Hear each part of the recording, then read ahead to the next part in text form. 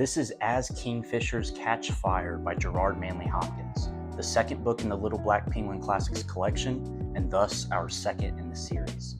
As Kingfishers Catch Fire is a collection of poetry and journal entries written by Hopkins. He was born in Essex, England in 1844 into a very artistic family. He himself wanted to be a painter growing up.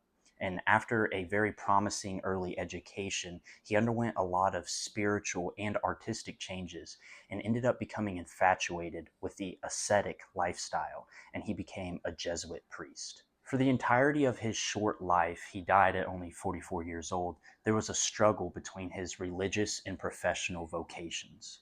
He often believed that his poetry took away from his religious convictions and vows, and he was also thought to suffer from bipolar disorder and depression. All of these factors contributed to the majority of his work not even being published until after his death in 1889.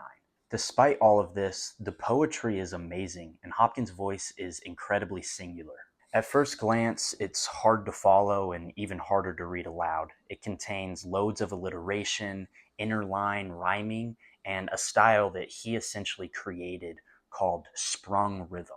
All of this amounts to a very original and beautiful style, and although it's a little bit difficult to read aloud at times when you haven't practiced it a lot, this style gained him loads of posthumous fame after his death.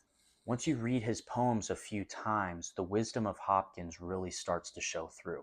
You see, although he thought that his poetry conflicted with his religious lifestyle, in reality, his poetry truly reflects the beauty of his faith in brilliant color. It's quite literally a collection of psalms. These are poems that echo themes of praise, lament, confession, and thanksgiving, just as the psalms do. It is something special to be taken into the mind and into the world of somebody with a background in painting, a mastery of the English language, and such an enjoyment in the creation that he sees all around him that he finds meaning in through God. In my opinion, his best poems are where he praises God through the beauty of his good and beautiful creation. It's life through a visionary's eyes. I found myself thinking, Mason, how much more beautiful could your life be if you saw the world in this way, through a poet's eyes, as God intended you to see the world?